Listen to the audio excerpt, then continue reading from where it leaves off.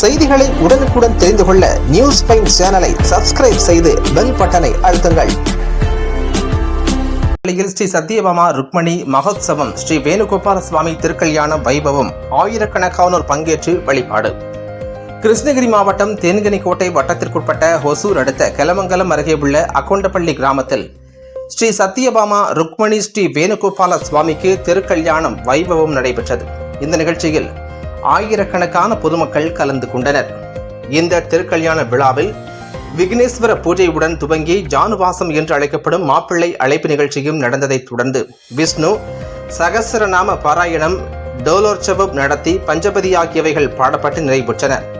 மகோத்சவத்தின் முக்கிய நாளான திருக்கல்யாண வைபவமானது காலை வேத பாராயணத்துடன் தொடங்கி உஞ்சவிருத்தி சம்பிரதாய திருமண நிகழ்வு நடந்தன.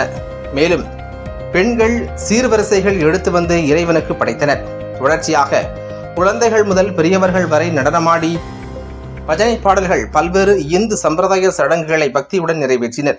வேத மந்திரங்கள் ஆகியன முழங்க மங்களாயன தருணம் எனப்படும் திருக்கல்யாணம் நடைபெற்றது.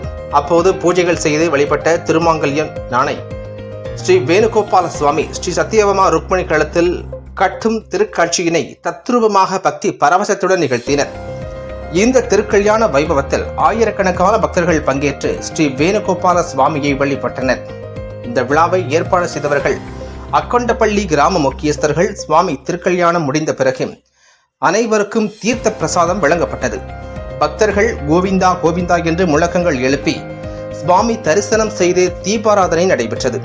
இந்த திருக்கல்யாண வைபவத்தை காண ஆயிரக்கணக்கான பக்தர்கள் பல்வேறு கிராமங்களில் இருந்து கலந்து கொண்டு சுவாமி தரிசனம் செய்து வழிபட்டனர். இதனைத் தொடர்ந்து அனைவருக்கும் பிரசாதமாக அறுசுவை உணவு வழங்கப்பட்டது.